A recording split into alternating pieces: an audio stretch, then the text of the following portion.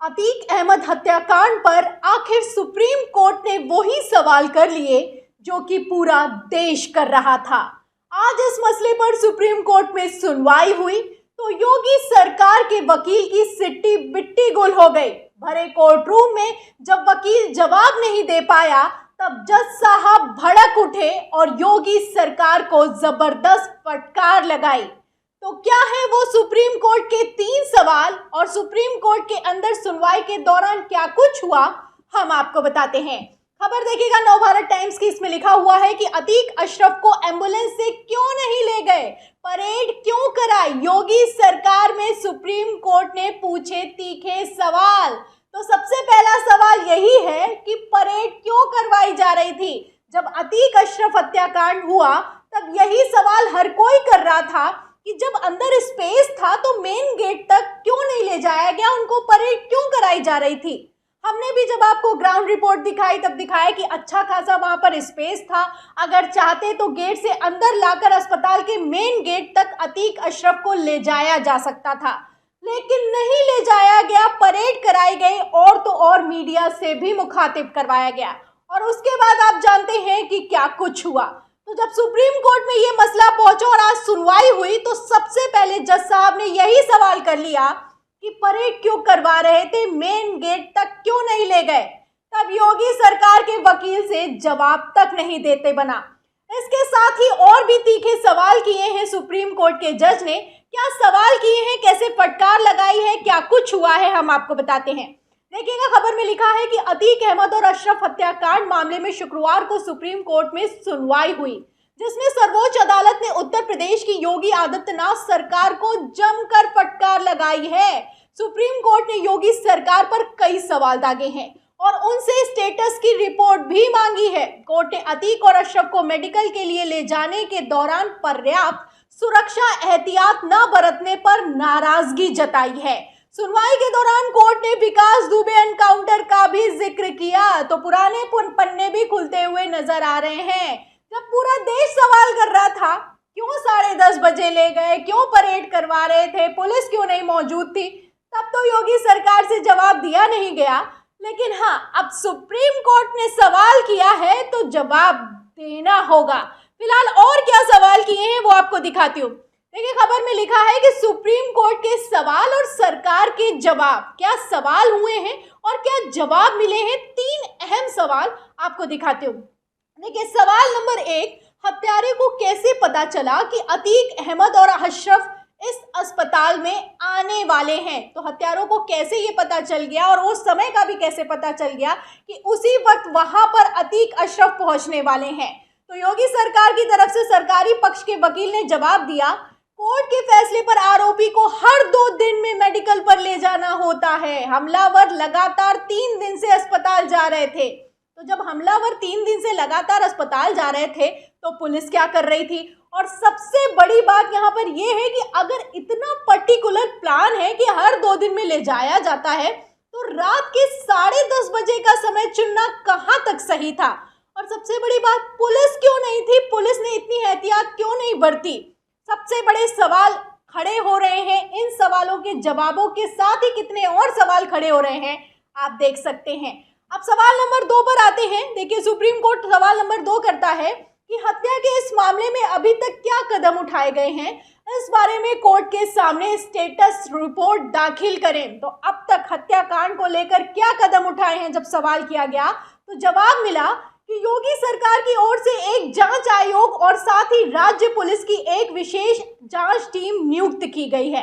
आयोग में 2 मुख्य न्यायाधीश, एक अन्य न्यायाधीश और एक पुलिस अधिकारी शामिल है। तो टीम तो गठित कर दी गई है, लेकिन असल में ये टीम कर क्या रही है किसी को भी नहीं पता है, सुप्रीम कोर्ट तक को नहीं पता है। इसीलिए सुप्रीम कोर्ट कहती है कि स्टेटस रिपोर्ट बताइए कि जो हत्याकांड हुआ है उसके बाद अब तक योगी सरकार ने क्या किया है। तो बताते हैं कि टीम गठित कर दी गई है, लेकिन इस टीम ने क्या एक्शन लिया है कोई जवाब नहीं दे पाए। आगे देखिए सवाल नंबर 3, पुलिस अतीक और उसके भाई को हॉस्पिटल के एंट्री गेट पर एम्बुलेंस के बजाय पैदल क्यों ले गई, परेड क्यों कराई गई। ये सबसे बड़ा सवाल और सबसे अहम सवाल है कि परेड क्यों करा रहे थे। जब पता था कि ऐसा कुछ हो सकता है तो काहे के लिए परेड कराई जा रही थी और क्यों मीडिया से मुखातिब कराया जा रहा था। तो सरकारी वकील ने जवाब दिया है 4 शब्दों का। कहते हैं कि दूरी बहुत कम थी, जो दूरी मेन गेट से और जो गेट लगा हुआ था अस्पताल के बाहर, उसकी दूरी बहुत कम थी, इसलिए लेकर जा रहे थे पैदल। मेन गेट तक क्यों नहीं ले जा सकते थे, पहली बात। और दूसरी बात यह है कि जो अगर आप कह रहे हैं दूरी बहुत कम थी, उसी दूरी में इतने बड़े हत्याकांड को अंजाम दे दिया गया। 18 राउंड फायरिंग की गई है। फिलहाल आप देखिए कि कितने गोलमोल जवाब हैं और सवाल कितने तीखे हैं और इन सवालों से कैसे योगी सरकार फंसती हुई नजर आ रही है। इसके अलावा आपको बता दें कि जब योगी सरकार के वकील जवाब नहीं दे पाए तब सुप्रीम कोर्ट ने कहा कि 3 हफ्ते का समय देता हूं, रिपोर्ट बनाओ और आओ, तब इस पर सुनवाई होगी। क्या लिखा है और क्या हुआ कोर्ट में, देखिए इसमें लिखा है कि इसके अलावा कोर्ट ने विकास दुबे के 2020 में हुए एनकाउंटर मामले में जस्टिस BH चौहान की रिपोर्ट पर उठाए गए कदमों के बारे में भी जानकारी मांगी है। कोर्ट ने सरकारी पक्ष से कहा है कि उनके पास जो भी सामग्री है वे उसे रख दे, अदालत उस पर गौर करेगी। वादी की ओर से सवाल किया गया कि राज्य खुद आरोपों के तहत है, ऐसे में वह किसी विशेष जांच दल से इन्वेस्टिगेशन कैसे करा सकती है और आयोग के केवल अतीक हत्याकांड की जांच कर रहा है, जबकि अपील में उत्तर प्रदेश में एनकाउंटर में हुई मौतों की जांच की मांग की गई है। तो याचिकाकर्ता ने कहा कि जब आपसे कहा है कि सारे के सारे जितने भी उत्तर प्रदेश में एनकाउंटर हुए हैं उस पर जांच होनी चाहिए, तब सिर्फ और सिर्फ अतीक अशरफ पर बात क्यों हो रही है, पहली बात। और याचिकाकर्ता का कहना है कि जब राज्य सरकार खुद सवालों के घेरे में है तो उससे इन्वेस्टिगेशन क्यों करवाई जा रही है, दूसरी बात। इस पर जस्टिस भट्ट ने क्या कहा, सुनिएगा। लिखा है कि इस पर जस्टिस भट्ट ने कहा कि सरकार का स्टेटस रिपोर्ट देखने के बाद अगर जरूरी लगा तो कोर्ट आयोग से अन्य बड़े मामलों को देखने का अनुरोध करेगी। स्टेटस रिपोर्ट आने दीजिए 3 हफ्ते में, उसको देख लेंगे, उसके बाद आगे की कार्रवाई करेंगे। मामले की सुनवाई के बाद कोर्ट ने सरकार को निर्देश दिया है कि वो मामले में अब तक क्या क्या हुआ है इसे लेकर हलफनामा दायर करें। इसके अलावा BH चौहान आयोग की रिपोर्ट के बाद उठाए गए कदमों के बारे में भी जानकारी दें।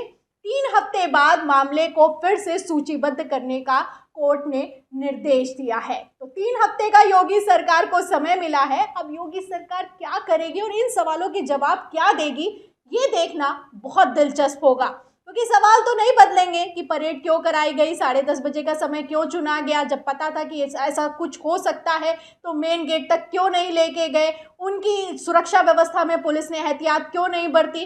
तो ये जो सवाल हैं ये योगी सरकार के गले की फांस बन चुके हैं, इसीलिए ये सरकारी वकील भी नहीं बोल पा रहे हैं और जो टीम गठित की गई है वो भी किसी तरह के जवाब पेश नहीं कर पा रही है। फिलहाल सुप्रीम कोर्ट में तो योगी सरकार को कैसे फटकार लगाई गई है, कैसे तीखे सवाल किए गए हैं, आप देख सकते हैं। अब 3 हफ्ते का समय मिला है और 3 हफ्ते बाद क्या होगा ये तो आने वाला वक्त ही बताएगा। लेकिन फिलहाल यहाँ पर आपको बता दूं कि यहाँ पर सवाल सिर्फ अतीक अशरफ हत्याकांड का नहीं है, विकास दुबे के एनकाउंटर का नहीं है, सवाल यहाँ पर है कि कानून व्यवस्था का, सवाल यहाँ पर है संविधान का। और इन्हीं सवालों को लेते हुए सुप्रीम कोर्ट ने योगी सरकार को ही कथित तौर पर कटघरे में खड़ा कर दिया है। फिलहाल इस सुनवाई पर इन सवालों पर आपका क्या कहना है हमें कमेंट बॉक्स में ज़रूर लिखें। वीडियो को ज़्यादा से ज़्यादा शेयर करें, सब्सक्राइब बटन दबाएं, बेल आइकन दबाएं ताकि हर खबर की नोटिफिकेशन आप तक पहुंचती रहे। मैं प्रियंका, आप देख रहे थे ऑनलाइन न्यूज़ इंडिया। फिर मिलते हैं अगली खबर के साथ, तब तक के लिए धन्यवाद। इस खबर को अभी लाइक करें, शेयर करें, अभी चैनल को सब्सक्राइब करें और घंटी जरूर दबाएं।